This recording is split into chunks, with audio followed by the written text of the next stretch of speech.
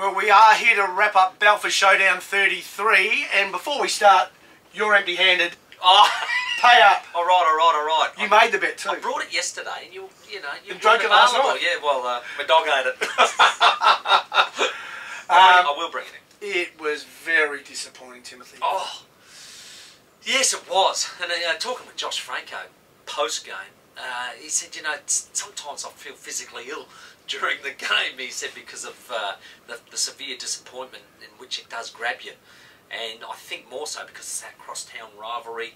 It's now 17-16. They're right up our jacksies as far as the count goes, and we need to shake ourselves out of it, because I reckon that's 3 in a row. I lost count. Certainly 2 in a row because I've got 2 cartons, so I'm remembering that count. Injuries. Everyone says, look, we were in, Port were injured. There was no Hartlett, there was no Cassisi, there was no A, B, C, D and E.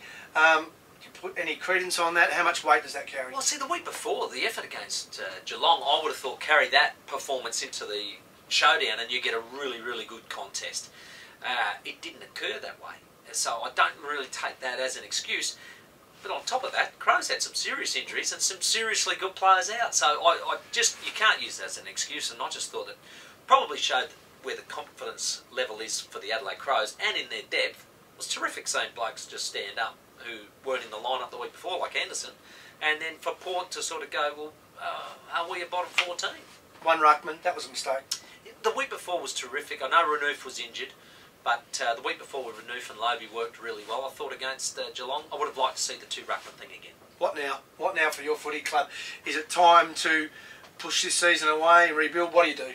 Yeah, I'm not a big fan of that, and I can remember a few years ago when Mark Williams declared his hand in round 13, and I reckon that hurt the whole mindset of the place, where I reckon you've just got to hang in there and just say, okay, well, we treat every week like it's our first round, and we go out to win it, and we deliberately prepare to win it, and I don't think that that's any different this week.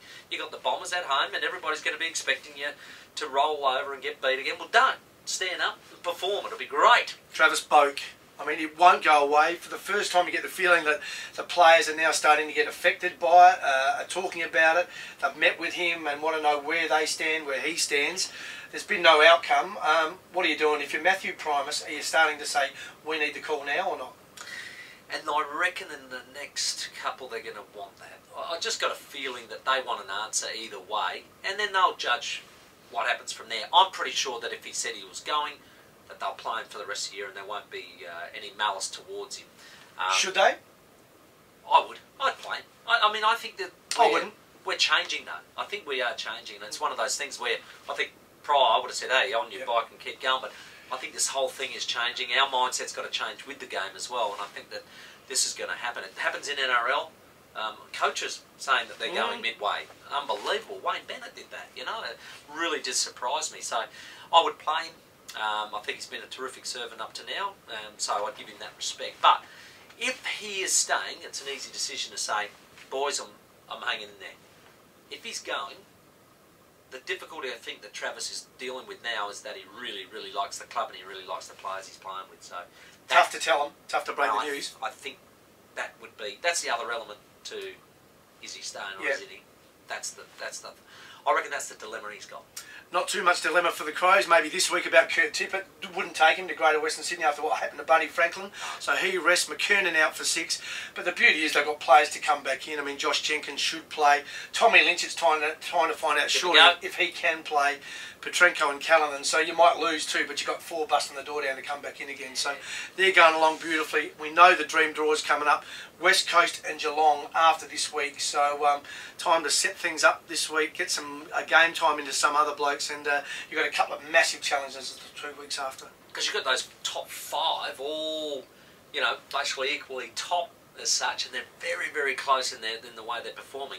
It's going to be that West Coast and Geelong game that says, yes, Adelaide are top 4 or they're just going to be out. Yeah, and percentage hurts them a fraction. They're a little bit below, so they're probably, while they won't go into it wanting percentage, they'll need a bit. And Hawthorn got 15%, I think, from their big win. So Crows going nicely, top 4 spot up for grabs, and well, unfortunately for your mob, it's a bottom 4 spot up for grabs and some headache, you think, before the season's out. Yeah, and that's again, approach it on that horrible cliche, week by week, but just make sure that you approach every week as if it was round 1 and just be absolutely red hot, determined to get as many wins on the board before we finish off. Well, I'm approaching this week with a very thirsty mouth and a dry tongue, waiting for you. Yes. The bottle shops are open. The thirsty camel is alive and well. Got 2 bets to pay right off. now. We'll move. That's it from us. See you next week. Oh.